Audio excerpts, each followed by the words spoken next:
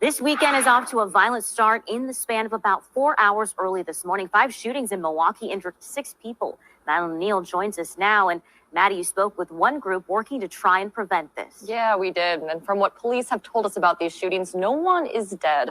But the Wisconsin Anti-Violence Effort Education Fund says that still leaves damage for victims. And for one woman, that damage is still visible.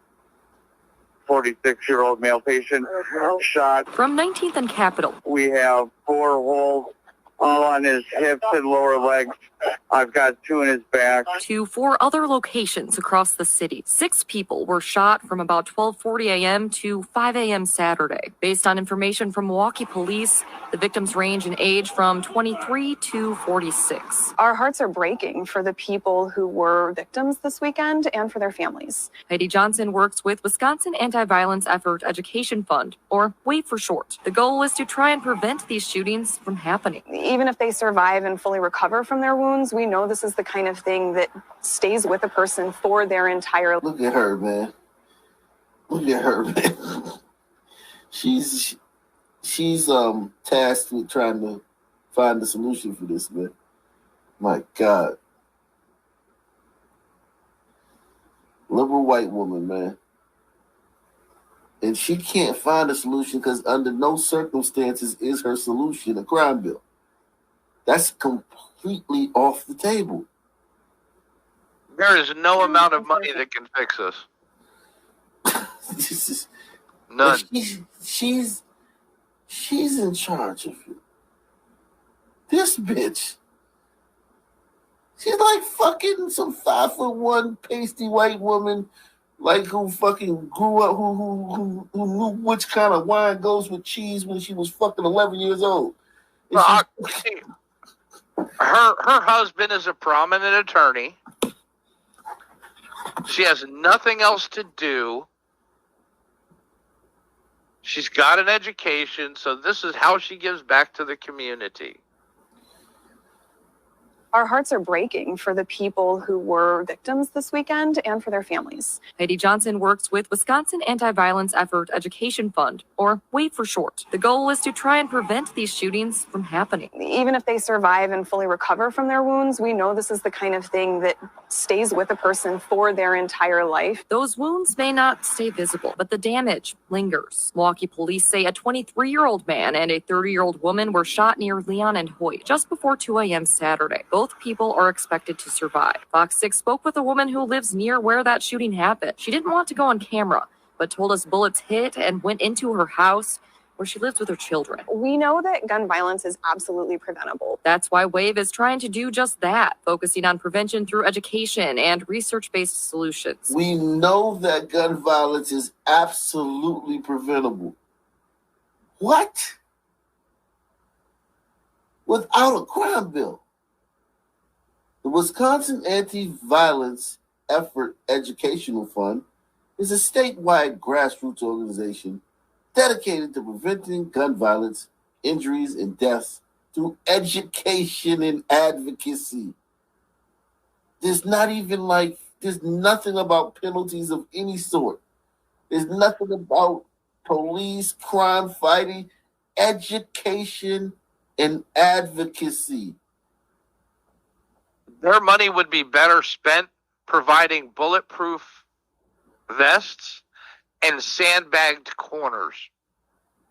Their money would be better spent wiping your ass with it. You're going to prevent fucking gun violence in Blackistan, which Milwaukee is, through education and advocacy. So the advocacy... Who was it said sandbags for bedrooms program? Just make your whole fucking house out of the same shit they make tubs out of, and you'll be all right. Johnson says you can help too by supporting programs that tackle some of the root causes of gun violence. We know there's a very high rate of correlation between gun violence and things like poverty or access to affordable... Oh, fucking God. But they completely miss the racial aspect of it, right? The fact that all poor people, poor white people, and poor burritos aren't having She this doesn't problem. miss the racial aspect. She just can't say it.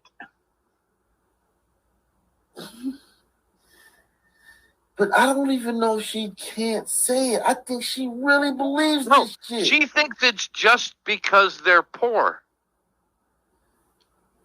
I think this bitch really. I get there's some people who can't say it. I think this woman really believes this shit. You can help too by supporting programs that tackle some of the root causes of gun violence. We know there's a very high rate of correlation between gun violence and things like poverty or access to affordable housing or access to health care. Public health research shows that when any one of those things is Access to health care. That's the problem. They're shooting each other because they don't have access to health care. Yeah, and I don't live in a 3-bedroom, 2-bath house. Right. Like, So I'm angry, so I'm going to go shoot somebody. Look where she lives. This is where she lives. And she's sitting there like, she lives far away from the problem she's talking about. or access to affordable housing or access to health care. Public health research shows that when any one of those things is improved, fewer people are shot. What the fuck? What shows that? Where's Bullshit. that? Yeah, where is that fucking Bullshit. data? Where's the research that includes the glider poverty neighborhoods? Right. Appalachia. I bet there's more murders in Philly this month than there is in all of Appalachia the last 5 years. For short, the goal is to try Shows that when any one of those things is improved, fewer people are shot. Now we know at least 5 of the 6 hurt this morning are expected to survive, and we're just waiting to hear back from police on the other victim. Now, so far, we've only talked about the shootings we know about early this morning. Yesterday, police say 3 shootings in Milwaukee hurt 2 people and killed a 20-year-old woman. Jesus Christ. That's a throwaway line. That was a hell of a throwaway line. Look at the throwaway line. We're just in fewer this people story. are This is just the segue to the next story. shot. Now we know at least 5 of the 6 hurt this morning are expected to survive, and we're just waiting to hear back from police on the other victim. Now, so far, we've only talked about the shootings we know about early this morning. Yesterday, police say 3 shootings in Milwaukee hurt 2 people and killed a 20-year-old woman. Jesus. The least important thing in the story of the whole 2 days of violence is the 20-year-old woman who was killed. Yeah, right. Just a 20-year-old woman was killed. Like, no, not at all. Not at all. Like, advocacy and education? You're going to stop this shit with advocacy and education. Don't forget health care and housing. Jesus, giving them free shit. It's going to stop them from killing each other.